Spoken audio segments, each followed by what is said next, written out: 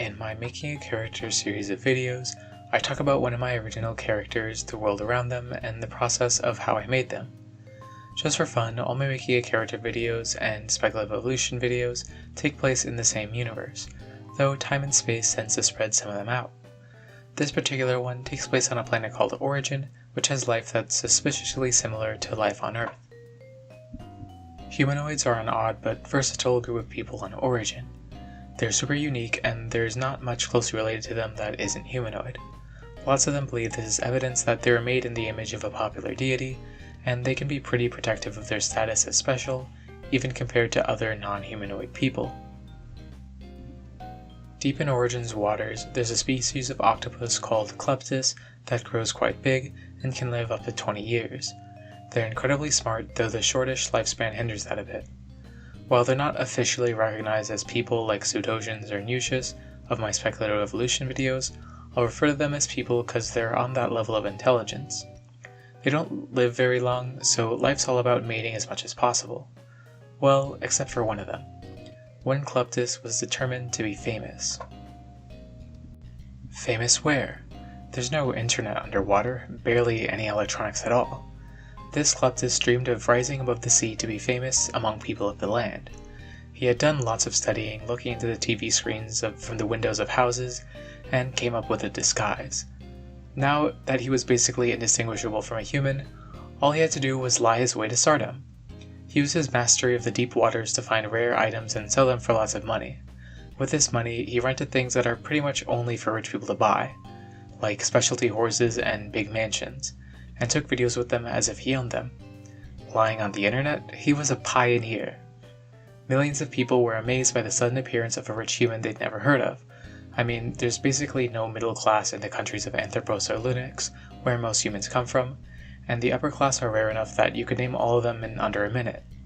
This guy went by the name of Corvis Yeckles, which definitely was not an upper class name, and he wore a mask too. How mysterious. Before I show you the final art, I'll subject you to some old drawings of mine.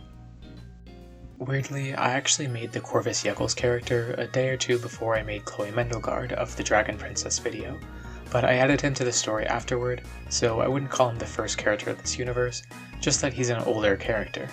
Kinda like Podogs and Crazimals, but way less ancient, so it's less cool. Corvus is like Nintendo Wii retro, while Pam is Game Boy Advance retro. At the start, Corvus' character was actually an early version of Pseudosian that was way less cool. This is a Pseudosian, by the way. When I make a character video about Anna, I might talk about the long process of making Pseudosians cool. Anyway, it was a similar basis except that instead of being from the ocean, he was just a Pseudosian. That's not as fun though. Which was when I made this incredible animation. At some point in the design process, he was half octopus monster. While I don't hate this, I couldn't explain how the heck an octopus bred with a humanoid to make this abomination. Also, Corvus having a mostly human torso with basically arms and legs was too basic. I wanted to go harder, really give myself a challenge in character design. Here's the final art I made for this video. Corvis Yeckles is a popular influencer on the Occidental continent. It's not common to see humans there, so people think of him as a window into Anthroposian culture, and often ask him questions about his life there.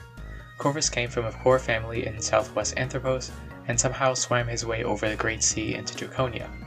Finding many rare items along the way, he was able to make a name for himself in the Occident. Many people think the swimming story is a stretch, though it's hard to deny when he has access to so many rare items. No one's ever seen him swim though. If you said Corvus wasn't human, people would look at you weird, cause that's kinda out of pocket, and there's no real evidence of that. He rose to fame in 2090, and something happened during his peak 2 years later that completely ruined him.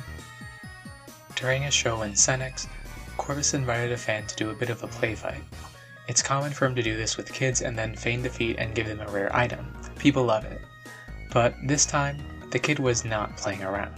She was suspiciously powerful, and blew his disguise to smithereens. Corvus was exposed and scrambled away. He lost half his subscribers the day after that, and continues to lose them to this day. He's still sighted sometimes, and this is what he looks like now. He prefers land and doesn't seem to want to go back to sea. He's 14, so he's already starting to age, but is doing it gracefully in a mansion he bought with his riches. He doesn't plan on going back into the spotlight as everyone hates him, so this may have been the one time in history that canceling someone actually worked. Okay, let's talk about character design. I wanted him to look weird without it being immediately obvious that he's not human if you have no outside information, though I'm sure the way he moves is super eerie. Maybe I'll animate that someday, but that stuff takes a lot of time. The aging thing is kinda weird and it's usually something I try to stay away from, but I think it's really funny that he's a middle-aged man while also being a stupid 14-year-old. No offense to 14-year-olds, you'll get it when you're older. It's kinda perfect for an internet personality character to be middle-aged and 14 at the same time. Like, it really maximizes how unlikable he is. Nothing wrong with being middle-aged, I guess it's just a silly stereotype of try-hard middle-aged people who peaked in high school trying to be cool on the internet. Elon Musk. Sorry, I'm allergic to losers. Anyway, the color design is pretty simple. Bright pink and blue with white to bring it all together. The clothing is pretty clearly a way to hide his tentacles and big head, though it kinda looks like a hood.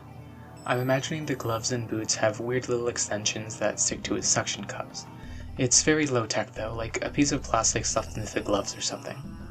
His mask is handmade and suctioned to a tentacle, with sunglasses he brought from one of those cheap fast fashion stores, Shine or something like that. It might be hard to believe that people think he's human, but when you have control of when you appear and how you look when you do, it's not hard to manipulate what people think of you on the internet. That's about it for this video. Let me know what you think about my character making videos. No one ever gives me criticism on these, so I kinda just do whatever. Check out my Patreon, which you can subscribe to for just $1 a month, to support me and get your name at the end of my videos. Thanks, Captain Cobot. My next video of this kind will be about an overpowered superhero. Consider subscribing for that and my other videos, and thanks for watching.